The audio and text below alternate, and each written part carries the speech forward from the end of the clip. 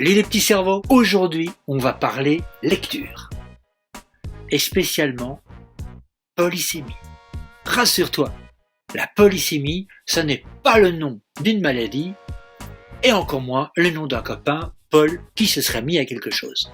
Non, on parle de polysémie lorsque un même mot peut prendre des sens différents selon la façon dont on l'emploie. Et crois-moi, la polysémie, elle existe bien plus dans ta vie que ce que tu ne le penses.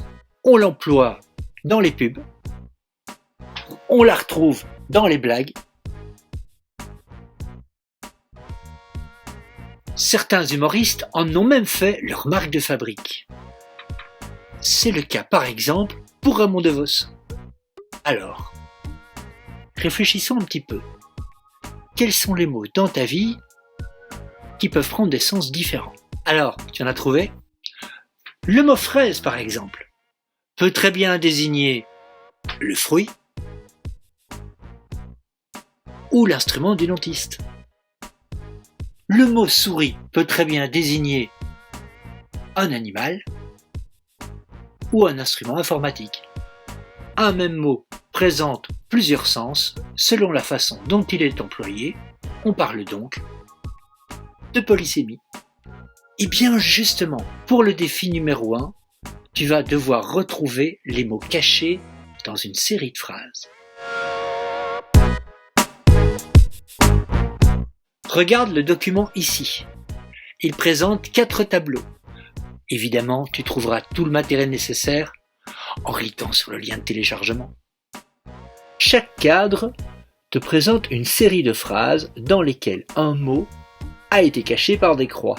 Ce mot est toujours le même, mais il est présenté dans un contexte différent et présente un sens différent. Ta mission est donc de retrouver de quel mot il s'agit. Petit exemple avec le mot coupe.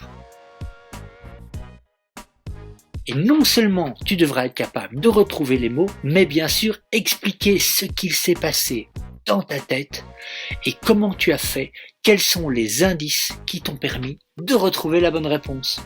C'est parti!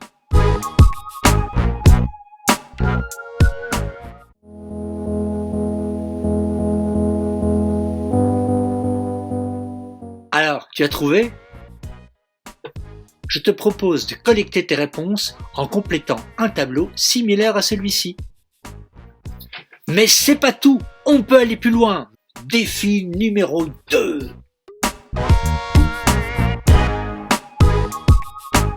Pour ce défi numéro 2, je te propose de découvrir le tableau suivant. Tu peux découvrir tous les sens du mot-pied selon le contexte dans lequel on l'emploie.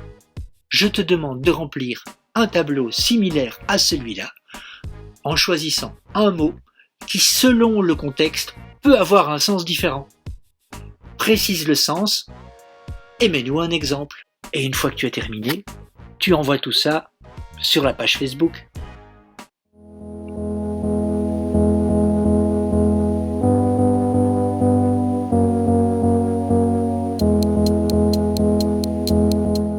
Alors ça a été? Prêt pour le défi numéro 3? Et voici le défi numéro 3.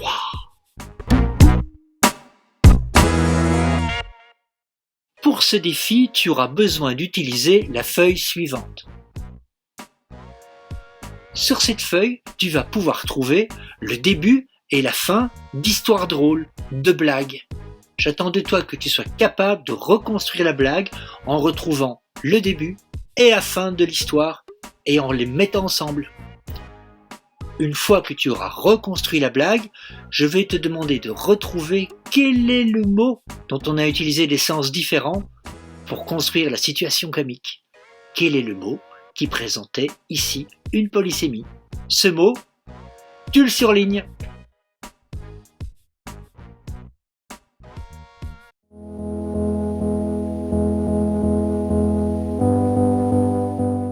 Une fois que tu as trouvé, comme d'habitude, envoie tes solutions sur la page Facebook.